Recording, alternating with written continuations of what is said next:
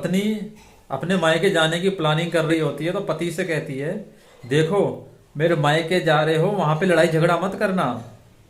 पति, क्यों? पत्नी, वो देखो मेरे पापा का घर है, वहां लड़ाई झगड़ा नहीं बिल्कुल भी। पति, तो मेरे पापा का घर का कुरुक्षेत्र का मैदान है जो यहाँ रोज महाभारत करती हो। पत्नी पति से, देखो इस महीने में तुमसे कम लड़ूंगी। पति बोलता है, क्यों इस महीने कम क्यों लड़ोगी? पत्नी, ये महीना ही 28 का है, मैं तुम्हारे लिए साड़ी लाया हूं और ये वही साड़ी है जो माधुरी दीक्षित ने हम आपके हैं कौन में पहनी थी।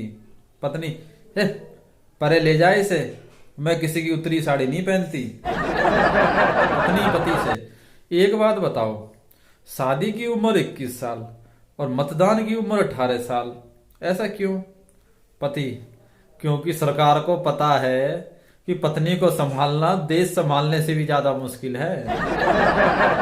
संता ट्रेन में सफर करके आ रहा होता है, फिर आकर के अपनी बीवी से बोलता है, आज तो मैं थक गया सफर में, मेरी ऊपर वाली बर्थ थी उसमें बिल्कुल भी हवा नहीं लग रही, मैं परेशान हो गया। पत्नी बोली उसकी, अरे तो किसी से नीचे वाले से बदल लेते। संता, मुझे कि तू पागल समझ रही है, मैं तो इंतजार कर रहा था लेकिन नीचे वाली दोनों सीट खाली थी, वहां कोई आए तो सही। पति अपने ऑफिस से कुछ ही घंटे में वह घर वापस आ जाता है। उसकी पत्नी कहती है, आप अभी भी तो गए थे, इतनी जल्दी वापस कैसे आ गए? पति, अरे आज मुझसे ऑफिस में इतनी बड़ी गलती हो गई, मेरे बॉस ने मुझसे कहा जा नरक में चला जा, मैं तुरंत घर आ गया। ऑफिसों का भी बहुत बुरा हाल है। सैलरी बढ़ाने को कहते हैं तो कहते हैं तुम काम ही क्या करते हो, और जब छुट्टी मांगते हैं तो कहते हैं तुम्हारा काम कौन करेगा। एम्बुलेंस को फोन करती है महिला, हेलो एम्बुलेंस। उधर से आवाज आती है, हाँ जी बोलिए क्या समस्या है आपकी? महिला, जी मेरी पैर की उंगली टेबल से टकरा गई।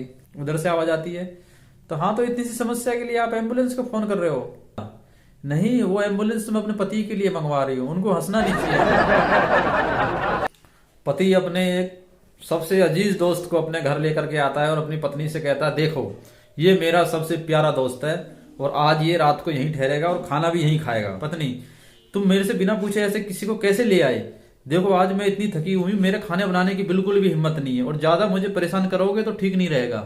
पति, भगवान ये शादी करने की जिद कर रहा था, मैंने इसे खूब समझाया और कहा पहले मेरे साथ चलकर एक डेमो तो देख ले।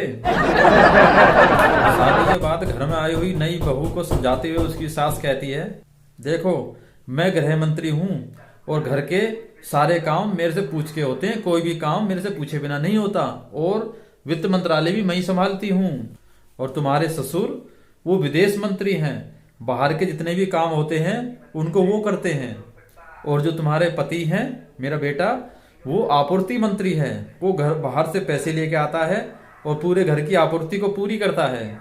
और तुम्हारी जो ननद है वो योजना मंत्री है, वो और हम मिलके योजना बनाते हैं कि क्या चीज कैसे करनी है। हाँ तो बहू अब तुम बताओ, तुम कौन सा विभाग लोगी? बहू, मैं तो विपक्ष में बैठूंगी और तुम्हें पता ही विपक्ष का क्या काम है।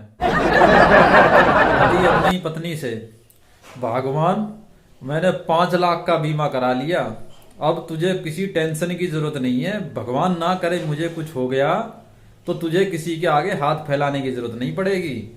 पत्नी, हाँ ये ठीक है, अब कभी अगर आप बीमार भी हो जाओगे तो मुझे डॉक्टर को बुलाने की जरूरत नहीं पड़ेगी।